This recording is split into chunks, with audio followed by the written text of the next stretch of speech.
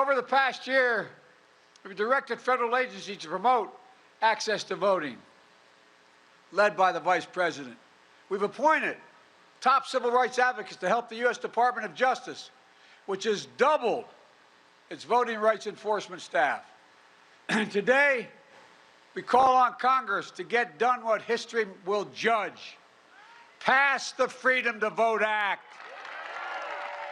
Pass it now, which will prevent voter suppression. So that here in Georgia, there's full access to voting by mail. There are enough drop boxes during enough hours so that you can bring food and water as well to people waiting in line. The Freedom to Vote Act takes on election subversion to protect nonpartisan electors, officials who are doing their job from intimidation and interference. It would get dark money out of politics, create fair district maps, and ending partisan gerrymandering. Look, it's also time to pass the John Lewis Voting Rights Advancement Act.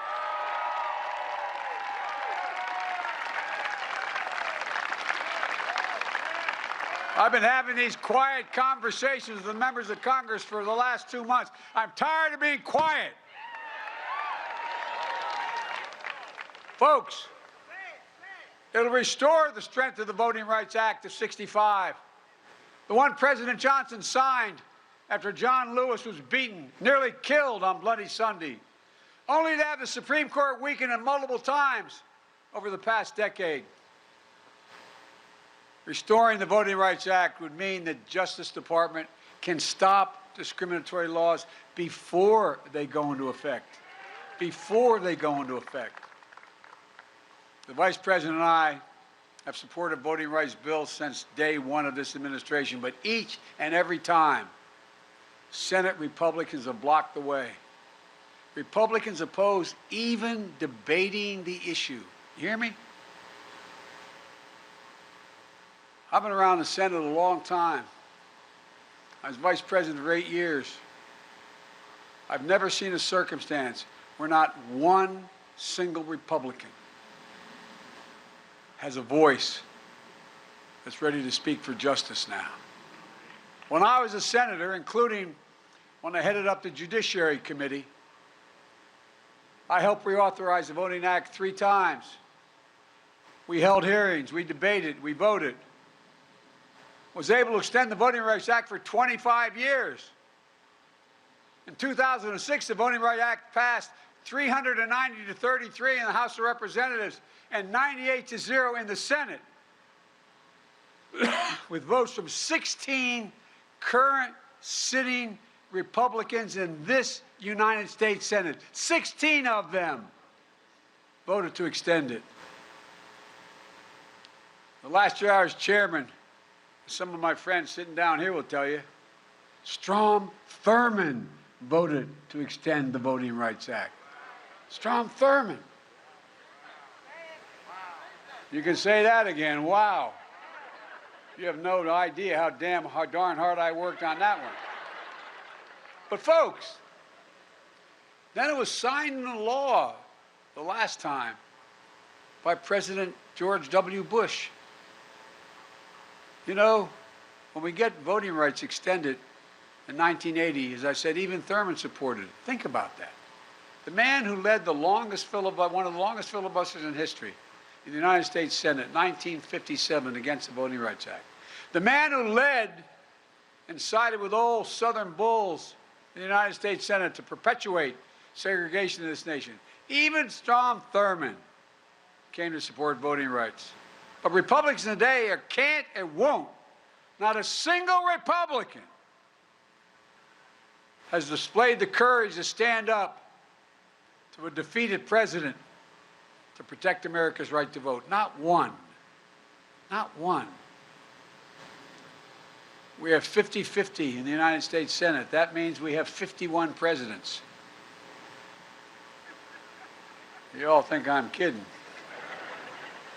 I've been pretty good at working with senators my career, but man, when you got 51 presidents, it gets harder. Any one can change the outcome. Sadly, the United States Senate, designed to be the world's greatest deliberative body, has been rendered a shell of its former self. It gives me no satisfaction in saying that, as an institutionalist, as a man who was honored to serve in the Senate. But as an institutionalist, I believe that the threat to our democracy is so grave that we must find a way to pass these voting rights bills. Debate them, vote, let the majority prevail. And if that bare minimum is blocked, we have no option but to change the Senate rules, including getting rid of the filibuster for this.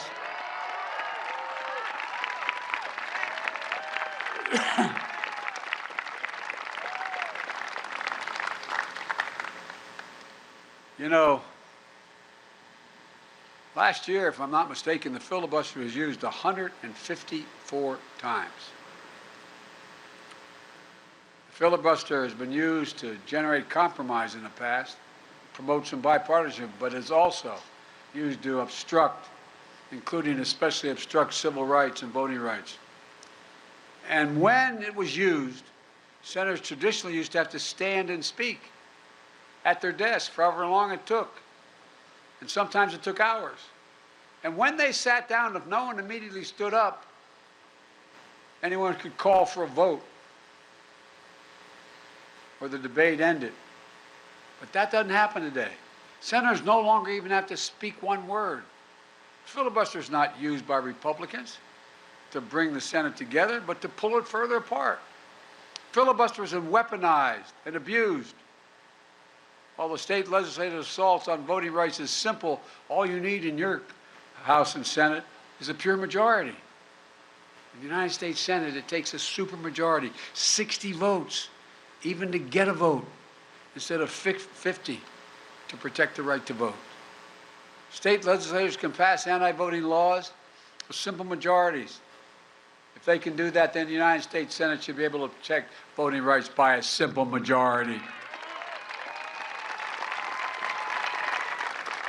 Today, I'm making it clear, to protect our democracy, I support changing the Senate rules, whichever way they need to be changed to prevent a minority of senators from blocking action on voting rights. When it comes to protecting majority rule in America, the majority should rule in the United States Senate. I make this announcement with careful deliberation, recognizing the fundamental right to vote is a right from which all other rights flow. And I make it with an appeal to my Republican colleagues, to those Republicans who believe in the rule of law, restore the bipartisan tradition of voting rights. The people who restored it, who abided by it in the past, were Richard Nixon, Gerald Ford, Ronald Reagan, George H.W. Bush, George W. Bush. They all supported the Voting Rights Act. Don't let the Republican Party morph into something else. Restore the institution of the Senate the way it was designed to be. Senate rules were just changed to raise the debt ceiling so we wouldn't renege on our debt for the first time in our history, prevent an economic crisis. That was done by a simple majority. As Senator Warnock said a few weeks ago in a powerful speech, if we change the rules to protect the full faith and credit of the United States, we should be able to change the rules to protect the heart and soul of our democracy. He was right. In the days that followed John Lewis's death, there was an outpouring of praise and support across the political spectrum. But as we stand here today, it isn't enough just to praise his memory. We must translate eulogy into action. We need to follow John Lewis's footsteps. We need to support the bill in his name. Just a few days ago, we talked about, up in the Congress and the White House, the event coming up shortly to celebrate Dr. King's birthday. And Americans of all stripes will praise him for the content of his character. But as Dr. King's family said before, It's not enough to praise their father. They even said on this holiday, don't celebrate his birthday unless you're willing to support what he lived for and what he died for. The next few days, when these bills come to a vote, will mark a turning point in this nation's history. We will choose. The issue is, will we choose democracy over autocracy, light over shadows, justice over injustice? I know where I stand. I will not yield. I will not flinch. I will defend the right to vote, our democracy against all enemies, foreign and, yes, domestic. And the question is, where will the institution of the United States Senate stand? Every senator, Democrat, Republican, and Independent, will have to declare where they stand, not just for the moment, but for the ages. Will you stand against voter suppression? Yes or no? That's the question they'll answer. Will you stand against election subversion? Yes or no? Will you stand for democracy? Yes or no?